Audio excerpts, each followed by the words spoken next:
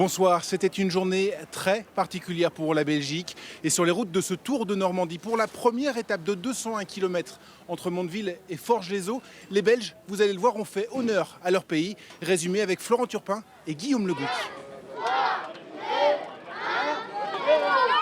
Départ sous le soleil ce matin dans le Calvados pour les 143 coureurs engagés sur ce Tour de Normandie. Direction Forges-les-Eaux pour l'étape la plus longue de cette 36e édition. Qu'importe, après seulement quelques minutes de course, deux hommes très pressés tentent déjà une échappée, un Australien et un petit Normand, Erwan Brenternsch de l'équipe WC Rouen 76.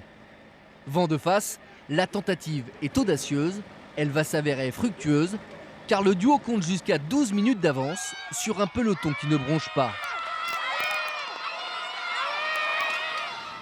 Et sur ces terres, le coureur normand se sent pousser des ailes en franchissant le pont de Bretonne.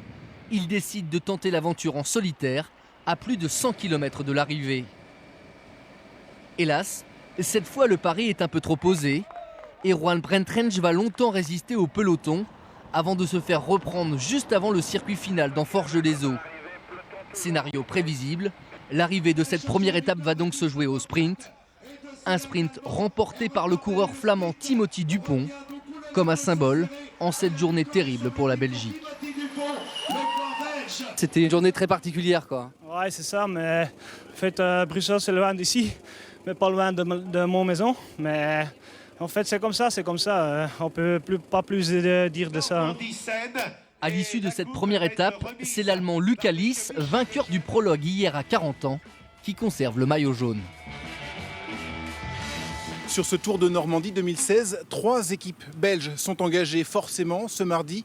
Elles ont vécu la course dans une atmosphère spéciale. Regardez. Les coureurs flamands de l'équipe Véranda Willems étaient encore à l'hôtel ce matin lorsqu'ils ont appris la nouvelle. Ce double attentat terroriste survenu au cœur de Bruxelles. Tu étais sous le choc quand tu as appris ça? Oui, ce matin, tout le monde, c'est pas le bon atmosphère. On connaît beaucoup de gens qui voyagent, beaucoup qui prennent souvent l'avion et tout ça. Donc, premier, tu espères que personne que tu connais va être là. Et après, tu te réalises que c'est un autre truc fou qui est passé. Forcément, les 18 coureurs des 3 équipes belges présentes sur ce Tour de Normandie n'avaient pas vraiment la tête à la course aujourd'hui. Toute la journée, leurs directeurs sportifs ont tenté de se tenir informés minute par minute de la situation à Bruxelles. Oui, j'ai la radio, j'ai la TV, donc j'arrive à suivre les informations pour l'instant. On vit un peu la même chose que ce qui s'est passé en France il y a quelques mois.